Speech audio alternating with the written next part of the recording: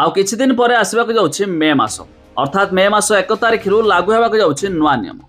एने सरकार तरफ जारी होला एक बड़ घोषणा जहाँ मध्य आपण जानि रखिबा निहाती जरूरी कहीं ना जार सीधा सड़क प्रभाव आपण पकेट उपरे पड़ पारे। एलपीजी गैस ठारू आरंभ करी एटीएम संबंधी नियम एमतीक बैंक संबंधी नियम हेला बड़ परिवर्तन। आसतु संपूर्ण अपडेट जानिबा जहाँकि मे 1 तारिख रु एही नियम हेबो परिवर्तन। ता पूर्व वीडियो को लाइक करंतु, सब्सक्राइब करनथिले एबे सब्सक्राइब करी पाखर थिबा घंटी चिन्ह को दबाइ दियंतु। प्रथमटी देखंतु प्रति ट्रांजैक्शन रे लागिबो चार्ज। मे 1 तारिख रु एटीएम को टंका उठाइले देवाकू पड़िबो चार्ज। एहा द्वारा विशेष करी कैश ट्रांजैक्शन करुथिबा ग्राहक माने प्रभावित हेबे। तबे प्रतिटी कैश ट्रांजैक्शन पई 2 टंका चार्ज देवाकू हेबो। नॉन फाइनेंशियल ट्रांजैक्शन जेपरी बैलेंस चेक करबा, मिनी स्टेटमेंट बाहर करबा और एटीएम पिन चेंज करिया पई 1 टंका चार्ज देवाकू हेबो।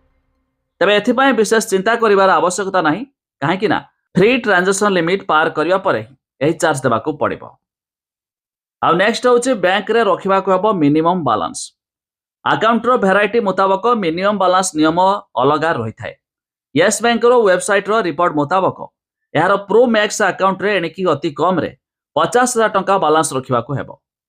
सेहि भली सेविंग अकाउंट प्रो प्लस रे अति कम रे 25,000 टंका बैलेंस रखिबाकू हेबो। ता नहले ग्राहकों को मिनिमम बैलेंस पाई चार्ज देवाकू हेबो। सेहि भली साधारण सेविंग बैंक अकाउंट रे अति कम रे 10,000 टंका बैलेंस रखिबाकू हेबो। ता नहले अकाउंट रो फाइन काटिबो येस बैंक। नेक्स्ट देखंतु बढ़िबो एलपीजी दर। प्रत्येक मासर 1 तारिख रे रंधन गैस दर रे परिवर्तन होइथाय।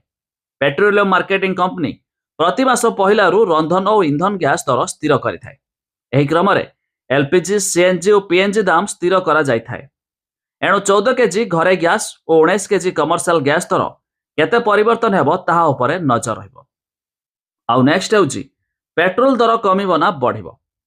पेट्रोलियम मार्केटिंग कंपनी गुड़िक प्रत्येक मास 1 तारिख रे गैस दर सह पेट्रोल और डीजेल दर मध्य स्थिर करिथांती। तेणु पेट्रोल दर मध्य लोके बड़ परिवर्तन देखि पारती, जहाँकि एहा मध्य मे मास 1 तारिख रे बढ़िबो ना कमिबो ताहा सेही दिन मध्य जणा पड़िबो। जहाँ भी समस्त अपेक्षा करिवे मे मास 1 तारिख रे देखिबाकू मिलिबो बड़ परिवर्तन।